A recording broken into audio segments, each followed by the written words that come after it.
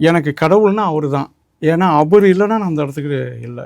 அது என் மனசார நான் அது என்ன என் ஆன்மாவோட கலந்து அதை நான் யோசித்து சொல்கிறேன். ஏன்னா அவர் இல்லைன்னா அந்த இடத்துல நான் இல்லை. எஸ் அப்படி எனக்கு ஒரு எங்கள் அப்பா மாதிரி, எங்கள் அப்பா மாதிரினா அப்பா தானே அவ்வளோ க்ளோஸில் வச்சுருப்போம், எல்லாரையும் க்ளோஸில் வச்சுருக்க மாட்டோம். அந்த மாதிரி எஸ் எனக்கு அந்த படத்தை கூப்பிட்டு அவ்வளோ பெரிய படம் பெரியண்ணா. பெரியண்ணா அன்னைக்கு வந்து விஜயகாந்த், சூர்யா, மீனா அவ்வளோ பெரிய ஆர்டிஸ்ட். என்னை பார்த்தா நான் வந்து ஒரு 26 27 வயசு பையன் அந்த படம் பண்ணக்குள்ள. என்னை நம்பி அவ்வளோ பெரிய படத்தை கொடுத்தாரு. கொடுத்துட்டு கூட அது எல்லாருக்குமே பயம் வரும்ல. ஒரு சின்ன பையனுக்கு படம் கொடுத்துட்டோம், பாட்டு நல்லா பண்ணிட்டான், ரீரிகார்டிங் எப்படி பண்ணுவான்னு அவருக்கு ஒரு பயம் வந்தது. யாராவது ஆட்கள் வச்சுட்டு பண்ணியா அப்படின்னாரு. அப்புறம் நான் ஒரு ரீல் வந்து ஏவி மாறாரில் அழைச்சிட்டு போய் பண்ணி காட்டினேன். பண்ணி காட்டணும், சூப்பராக இருக்கியான்னு கை கொடுத்தாரு சாரு. எனக்கு இன்றைக்கும் மறக்க முடியாது.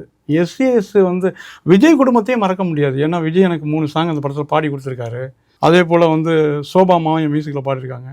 அவங்க குடும்பமே நான் வாழ்க்கையில் மறக்க முடியாது.